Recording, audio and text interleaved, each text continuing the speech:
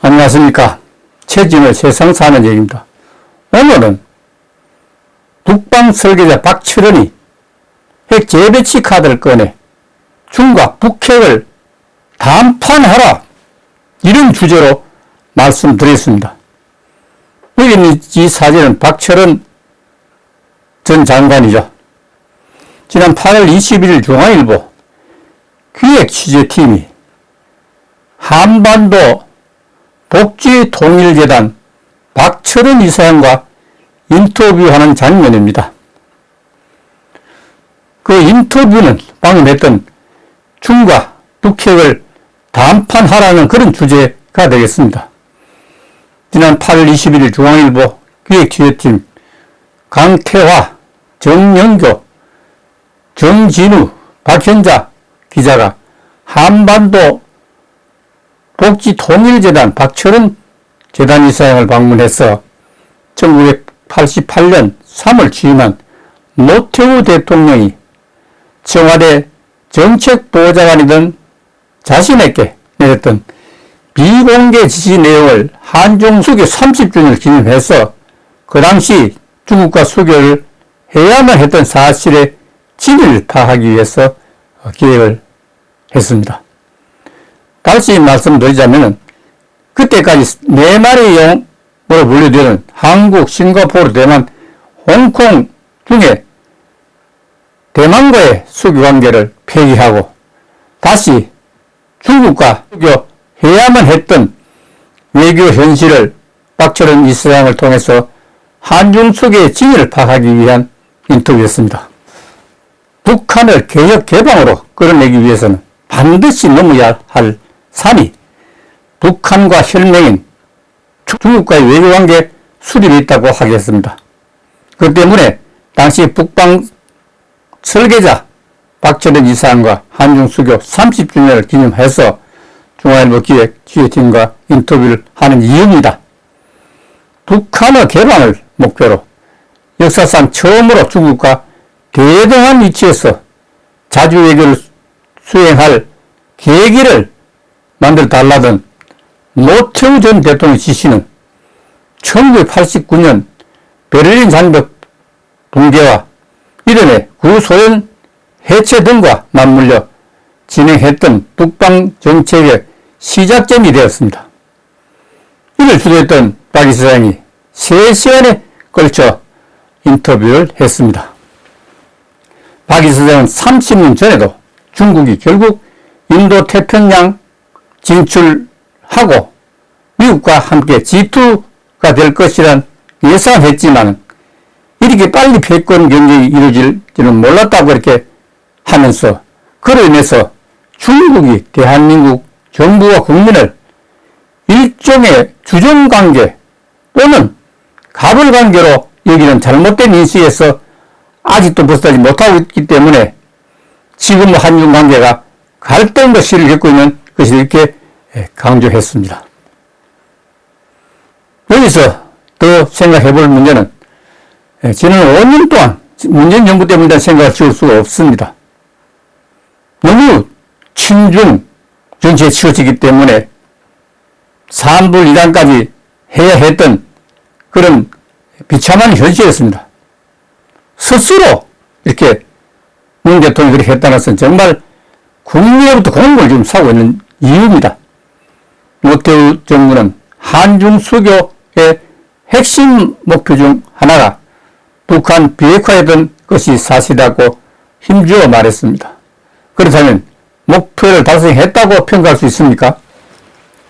이 질문에 대해서 대답을 들어봐야 될 것 같습니다. 그런데 문제는 북한에 가장 영향력이 있는 중국이 핵미사일 문제에 실질 노력을 하고 있지 않다는 사실입니다. 북한이 핵 확산 금지 조약 NPT를 탈퇴한 지 29년이 되고 1차 핵실험을 감행한 지 벌써 10년이 됩니다. 지금도 미사일을 발사하고 핵무기 선제 사용까지 언급하고 있을 정도입니다. 이는 미국, 일본, 한국, 대만, 호주, 인도를 연결해서 중국을 포위하고 미사일 방어 체계로 견제하는 데 대해서는 중국이 북한을 이에 맞설 전략적 자산으로 활용하고 있기 때문입니다. 한반도 문제 해결을 위해서는 중국을 유도할 무엇입니까? 이런 질문에 박 이사장은 북핵은 중국이 앞장서지 않으면 해결이 불가능하다고 이게 단정을 했을 정도입니다. 그런데 일본의 집단적 자유권을 확장해서 중국을 견제하는 방식에는 무리가 생길 수밖에 없습니다. 그렇기 때문에 오히려 동북아시아에서의 중국의 영향력을 인정하고 MD 체계를 완화해서 활로를 열어주는 전략이 필요하다고 강조를 했습니다. 한국 입장에서는 중국이 북핵 문제를 해결해 주지 않으면 미국의 전술핵 재배치나 자체 핵개발을 할 수밖에 없다는 논리로서 중국을 강하게 담판해야 할 것이라고 이렇게 지적을 했습니다. 그렇다면 분야별로 조언해달라고 이렇게 했더니 박 이사장은 외교안보에서는 한국이 북한의 핵 위협에 있는 현실을 당당하고 일관되게 중국을 설득해야 한다고 강조를 했습니다. 또한 북핵 때문에 한미 동맹을 기본적으로 할 수밖에 없음을 납득시켜야 합니다. 그리고 경제적인 면에서는 핵심